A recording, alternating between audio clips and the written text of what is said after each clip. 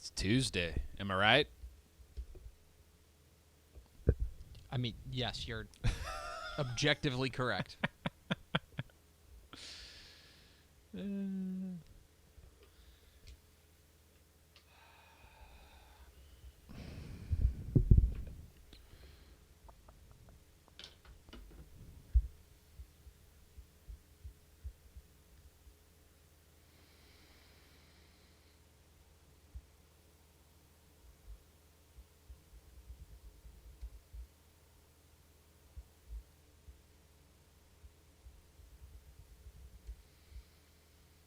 $45 seconds.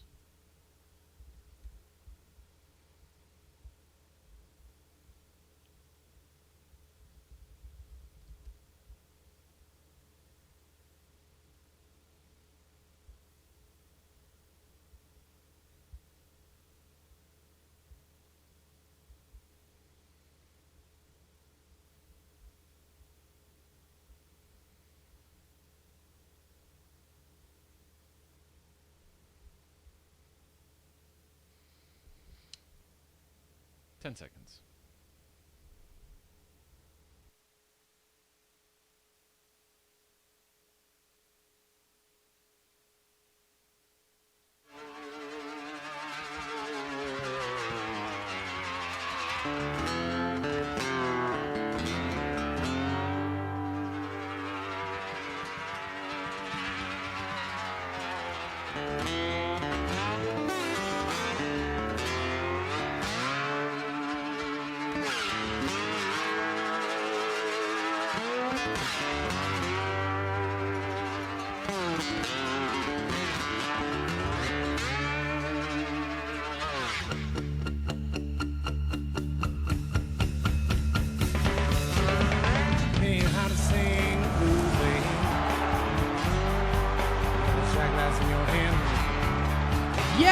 Yes, y'all!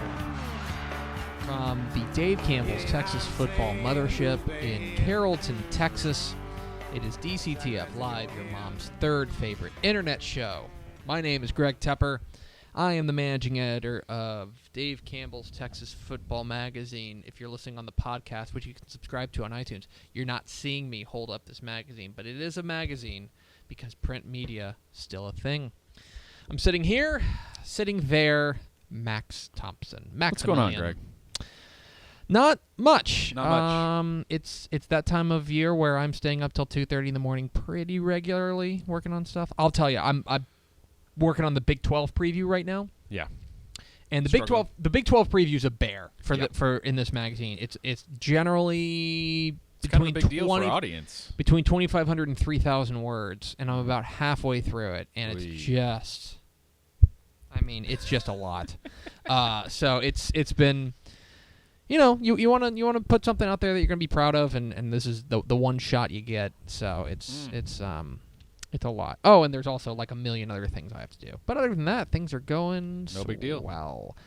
Today is Tuesday, April 19th, 2016, episode 117. 117, the number of times Damon Buford struck out as a Texas Ranger. Wow. A little bit later, you remember Damon Buford? I do. That was a spare. Wow. A little bit later, we're going to be joined by James Lott, the official recruiting analyst of Dave Campbell's Texas Football. In the past few weeks, and really ever since we started having him on, we've talked 2017 prospects because they're the guys who are coming up and going to sign, in the next go around next February. So they're the guys that are closest to being signed. Today, gonna remix a little bit. Wicked, gonna wow, give it a little bit of a remix and talk 2018 prospects. All of whom are in the Houston area. Yeah, these are young bloods. Yes, so we're gonna talk about that in just a little bit. In a moment, you've got a story to tell that I'm very excited to hear. Yep. But first, we basically exist to follow in the footsteps of our friend Bun B, DCTF Live's own Bun B. That's right. For those who don't know Bun B, one half of UGK. One half of UGK. What's the word I'm looking for? Not proprietor. He invented the word trill. Yes. He is an outstanding rapper, and he's also a super smart dude. You can see him covering politics actually for Vice right now, Yeah, man. and it's been pretty incredible stuff. Super smart guy. He was a great guest, a good friend of the program, and he has been kind of spearheading an effort to get some relief down there for the flooding that's currently going down to our friends down in the Houston area. I understand it's pretty darn bad down there, so we might as well do our part. If you want to donate to the Red Cross to help with their disaster relief fund, you can text Red Cross REDCROSS to 90999. That's going to give $10 to the American Red Cross disaster relief. That's, to me, that's the best advancement in charity that's been made is the text thing because honestly, if I have to like write a check or I have to go online and fill out the paperwork and stuff like that, I'm like, oh, It's convenient. If I can just go Red Cross 90999, Sure, and it adds $10 onto my phone bill, that's perfect for me. So that's so if you would like to help out with our friends down there in Houston who are struggling with the flooding right now, text Red Cross to 90999 and keep it trill. That's there you go. See, always keep it true. It's nice to do nice things for people. We are DCTF Live. We're here every weekday at noon on TexasFootball.com. Subscribe to the podcast on iTunes. We're on Twitter. We're on Facebook. We're on Instagram. We have a website. There were feral cats in my backyard last night, just running around. All of a sudden, it's like 10:30. I'm sitting there pounding away on this Big 12 preview, and I just hear like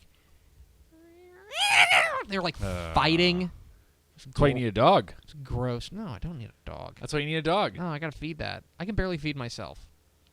How can I feed another living thing? Dog was back there taking care of those cats. Yeah, they were weird looking. My wife was afraid it was like a bobcat. I was like, that's not a bobcat. That's like a tabby, which is close to a bobcat, I suppose.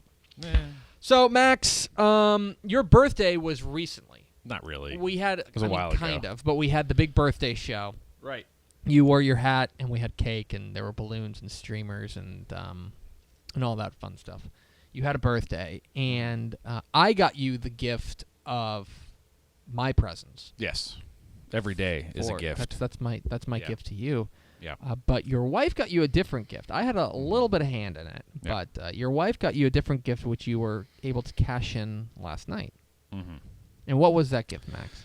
Well, here we go. Here comes some couching.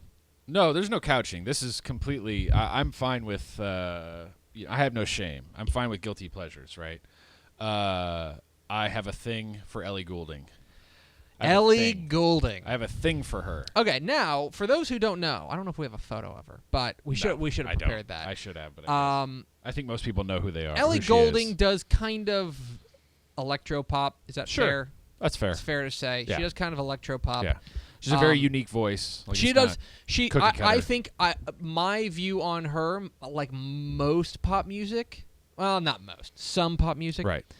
Like Bruno Mars. I think I've mentioned. Right. Bruno Mars, outrageously talented. Right. Not your thing. Not my thing.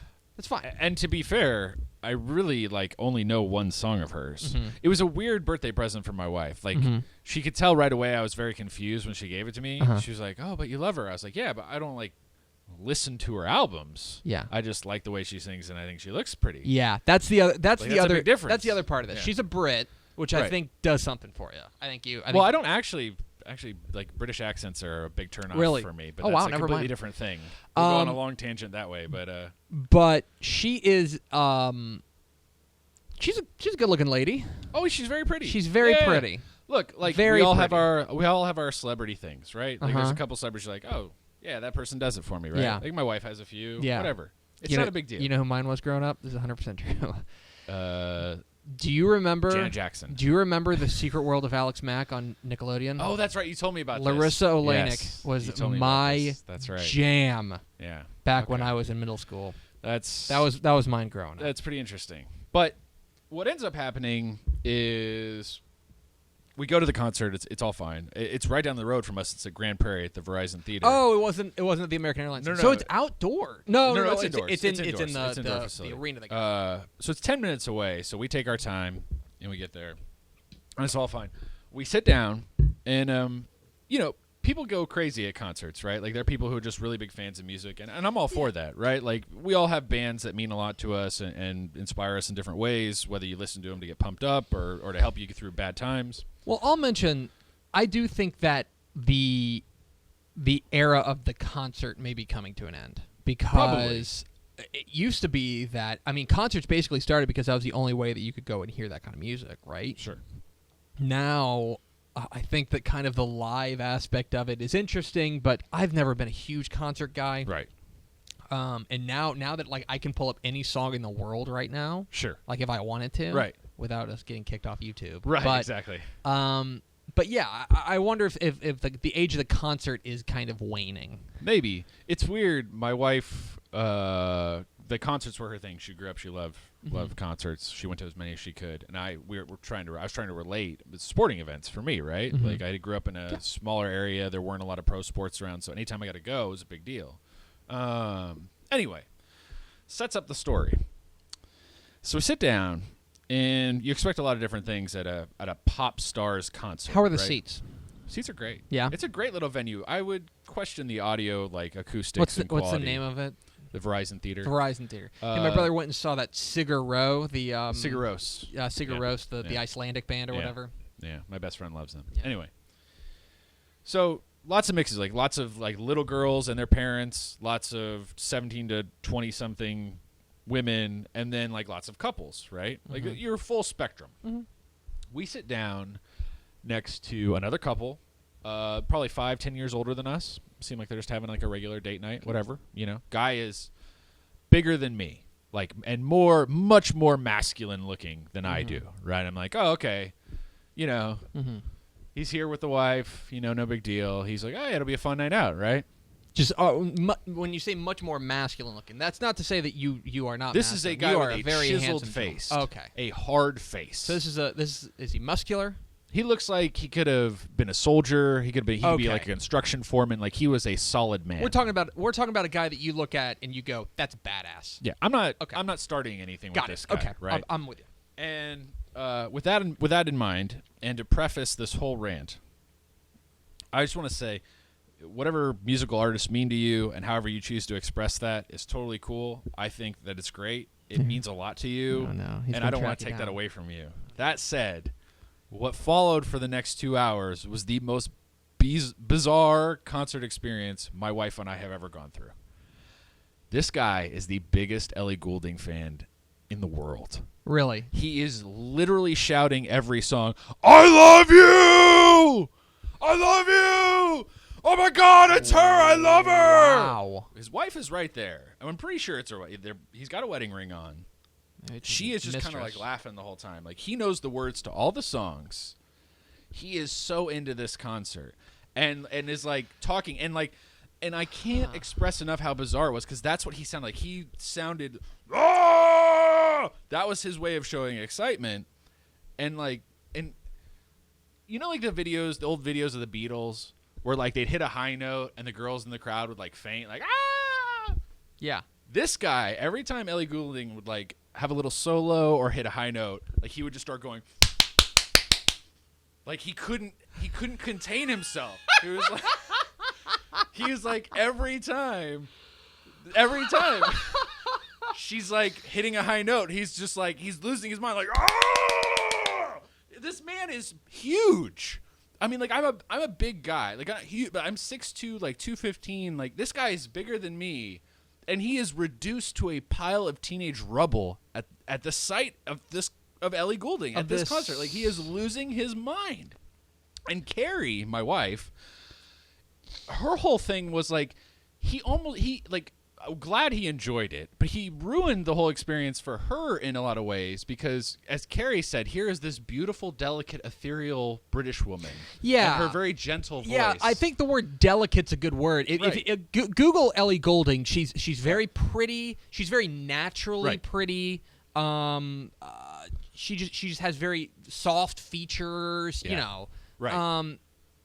You're not talking about some like badass guitar woman, you know. I mean, like, and she busts out the guitar and she, you know, went at it. But she's a pop star. Yes. Right? Like, yes. And it's fine. Again, at some point we felt bad because he could definitely notice he got a little self-conscious. Like a little. Not a lot, but a little. Like he could definitely notice like he would react and it would be so jarring to us that we would turn and like stare at each other very awkwardly like, oh my God, this is happening over here. And at one point, the seats next to us opened up, so we scooted down because he kept bumping into me out of excitement. Mm-hmm. I'm happy that he's happy, but man, it was weird. It was so weird. Wow. They're in the middle of the concert. She does a costume change, and they do like this like techno kind of like montage with like her music, and it's like her in sexy poses on the screen. Sure, it's just like it's your intermission basically. I mean, this guy was really excited. Carrie and I were amazed he didn't perform a sex act in his seat during that montage, because that is how close to it we felt like we were. Like that's how it really felt imminent. Yeah. Like this guy just completely like losing it and pulling the shirt off, and like, I'm here, come get me, woman. Like next to his wife the whole time as well. That's the other thing that's about the other that. thing. Like I have a crush on Ellie Goulding. My wife has crushes on celebrities, and like it's fine. She'll be like, oh hey, look at John Hamm, and I'm like, yeah, John Hamm. But like if like graduate of the University of Missouri. Yeah. But like if we went to a John Hamm interview or something, right? And we're sitting there like Carrie's not like, oh my God, John Hamm. Like she's like, oh look, he's really handsome in person. Like yeah, that would be the extent of it, and that's fine. But like this guy was overtly fawning over Ellie Goulding. He is a giant man. His wife is right next to him. And you said he's older than you? Yeah, at least 5 or 10. At some point, she made some joke about it. I've Googled Ellie Goulding. Yeah. She is 29. Right. So she's 2 years younger than I am. Yeah. This guy at some point she made some joke about telling everyone to put their phones away, and when they did, she was like, "Oh, look, it's 1995 again." And he was like, "Yeah, 1995." So that he's like 1995. Yeah. I graduated college then. Yeah. It was that's crazy. Again, there's a part of me that can't help but feel bad because this was a great night for this guy, right? And I'm glad he had it. But it was also like one of those like we were looking at each other and like, boy, this is crossing into a threshold we can't understand. That's the other thing about it is I think the wife aspect of it is key, because if he's there and he's freaking out by himself, then that's one thing. That's odd enough. Yeah. But the fact that his wife is standing right there, right? When my wife and I went out to Vegas with some friends, I've mentioned this before. We went and saw Britney Spears. Right. Not my choice, but we went and saw Britney Spears. And if I had sat there fawning over Britney Spears, that would have probably caused a little bit of like couple looks from my wife. You're like, whoa, hey, but easy, buddy. Maybe easy. that's just I'm right here. Maybe that's just his thing. And I think it is. I can't imagine he has this reaction to everyone, because who has the capacity within them? Who to has be the this excited about emotional? that many Who has people? the emotional fuel tank for that? I mean, it was just like completely. Oh my gosh. Completely two different ends of the spectrum. I mean, essentially, my wife took me because it'd be a fun gag, right? Like, oh, you think she's really hot. It'll be fun if we. Did she look hot? She looked great, and she danced, and it was like it was a fun show. Okay. And it's the kind of show that Carrie and I would never go to, like a pop concert. We would never go to something like that. And we had a great time. It was just like, we will forever talk about that concert because we thought she was great, but also remember that guy? Yeah. Which, something to So would you recommend an Ellie Goulding concert to your friends? If you're sitting anywhere else in the concert, I'm sure it would be wonderful. It was just really weird. It was, and like I said, I do. There's a part of me that feels bad because, like, good for him for being this excited and having that moment. I don't know if and it weirded us out a little bit. But I guess at the same time, to bring it back around to sports, like, if you go to a baseball game or you go to a football game and there's some dude going nuts over a big play, well, that was we don't look at that side eye, do we? That's fair, and I think that's what was sort of jarring is he was acting like he would if it was like Roger Clemens pitching, right? Yeah, like whistling a lot with the two fingers. Like, I'm not gonna do it because it'll blow up my microphone, but just also I can't do that. Right, but still, just like doing these things while she's singing songs where everyone else is like singing along or dancing, and he's just going like, yeah, like Touchdown. Like, yeah. I mean, it was just the most bizarre experience. Wow. And, a couple times during the show, like, he's, like, exasperated and hugging his wife. And, like, clearly, like, she gets that it's a little out there, but she's enjoying it, too, hopefully. But, man, I don't know. Like, the whole night started with the gag, like, will you and Ellie, to my wife, will you and Ellie be able to, be in the same room with me at the same time and not start anything? Sure, of course. How could either of them notice me with this guy there? Yeah. I mean, just. Wow. Anyway. Well, I'm glad you had fun, Max. Yeah. Happy birthday. That's my rant. That's happy birthday. You got that's worth it. Like, that was worth, the story's worth the birthday gift, right? 4 months of birthday ending that. There you go. Yeah. We're DCTF Live. We're here every weekday at noon on TexasFootball.com, talking football, believe it or not, in the state of Texas. We are on Twitter at DCTF. We're on Facebook.com/Dave Campbell's. We're on Instagram.com/Dave Campbell's. And, of course, you can see our fine work at TexasFootball.com. We are now going to kind of shuffle on over to some actual football stuff. We're talking recruiting. It's Crootin. Crootin. And normally we talk about the top 2017 prospects in the nation, or in the state, rather, and in the nation sometimes, because those are the ones who are going to sign next February. Those are the ones who are making their verbal commitments most of the time. They're the ones getting the offer. They're the ones getting the most attention right now. But that doesn't mean that recruiting is not paying attention to some of the best prospects in the class of 2018. And the class of 2018 already shaping out to be a big one in the Lone Star State. And here to talk about it is the official recruiting analyst of Dave Campbell's Texas Football. We're happy to be joined, as always, by James Lott. How you doing, James? Guys, what's going on? I want to know, when you sent me the list of prospects you want to talk about this week, the 2018 prospects, it's very interesting to me. For you, how far ahead are you working? When's the first time that these guys, who are going to be juniors this year, really got on your radar? I actually discovered these kids back about a year ago. And what I try to do is when I speak to head coaches, I try to find out who not only their top prospects are, but who are your guys that are going to be in your 218, 219 class that are going to be bona fide players. And so these kids are kids that I found out about over a year ago. Okay, so you're working well ahead of the class, and so we'll start. All these guys are down in the Houston area. I don't think that's really any coincidence that the Houston area always loaded with talent. The first guy you mentioned, B.J. Foster. B.J. Foster is a guy that we know very well because of what he's done as a running back down there at Angleton, but I understand you like him as a safety.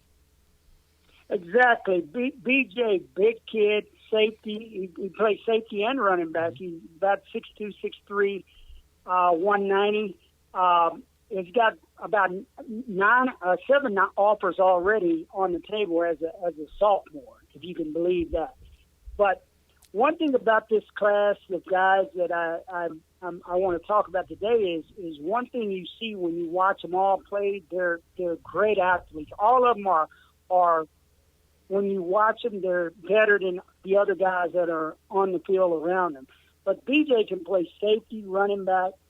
He plays punt returner and kick returner.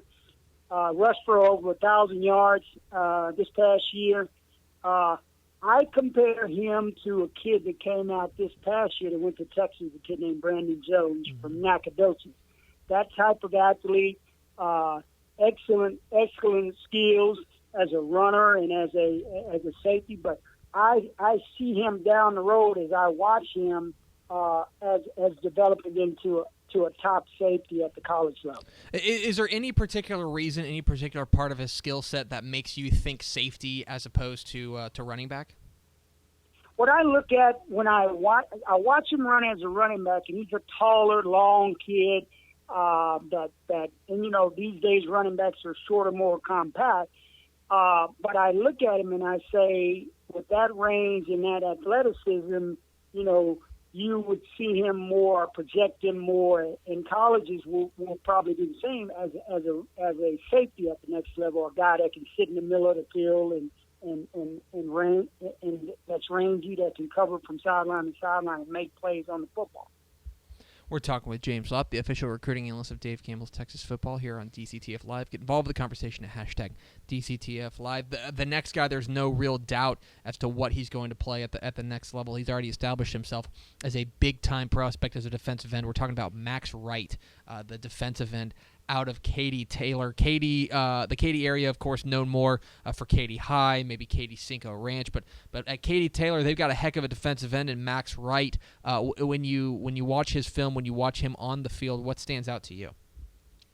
Excellent length, tall kid, rangy. He's got the frame. This kid's going to be huge, I think, at the next level. He's going to grow. He's got early offers from Texas, Baylor, Duke, Georgia. But another great athlete, as you watch him, this kid's so good. They'll move him around. I don't know, watching him, whether or not he could play tight end at the next level also, because they'll move him around and he'll actually play tight end, play defensive end. They'll even line him up in the I formation as the tailback.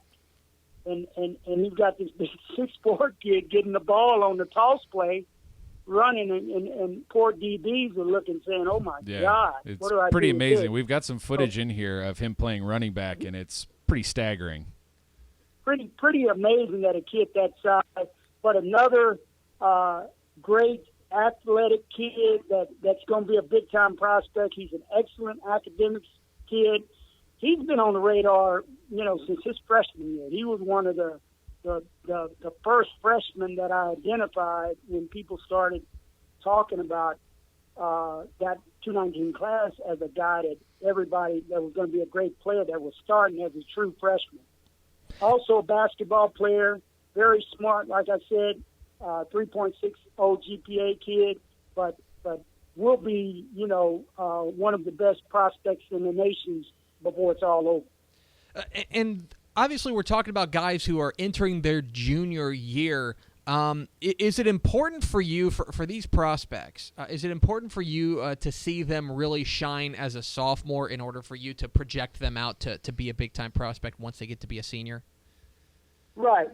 When you can see a kid come out of Katy and play as a freshman or a sophomore and be the best player out there, then, that's kind of one of those things where you say, okay, this is no brainer. This kid's clearly head above heels in one of the most talented districts in the country, and he's only a freshman and a sophomore. So you can tag him right there and say, okay, this kid's going to be big time. He's already got everything you need to play at the next level, and he's only 15, 16 years old. This is going to stun our listeners, but Manville's got a prospect. Pretty amazing, right? In the class of 2018, Jalen Preston, listed as an athlete by most recruiting services. I know that Manville's been running him out there as a wide receiver. But boy, 6'3", 215 as a junior is pretty impressive. When you look at Jalen Preston, what stands out to you? Unbelievable. This kid here, now from what I understand, LSU offered the kid off of watching his basketball film. If you pull him up, Jalen Preston, and you Google him, you're going to just see video of him playing basketball, because he's an AAU phenom that's been on the map as a basketball player since he was like the 7th or 8th grade. He's actually got an offer from Tennessee in basketball as a sophomore.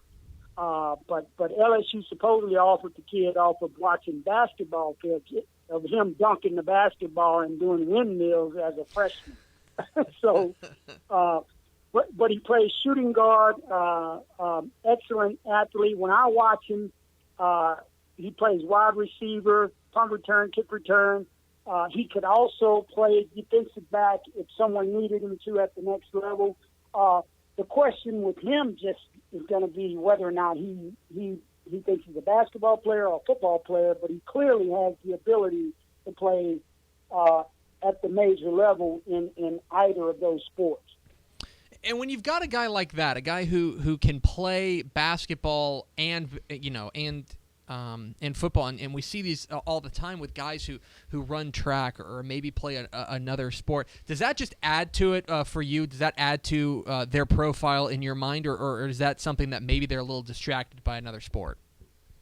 No, I look at it as to say this is an amazing athlete, and I think in all sports, football, basketball, whatever, you have to be versatile and you have to be athletic.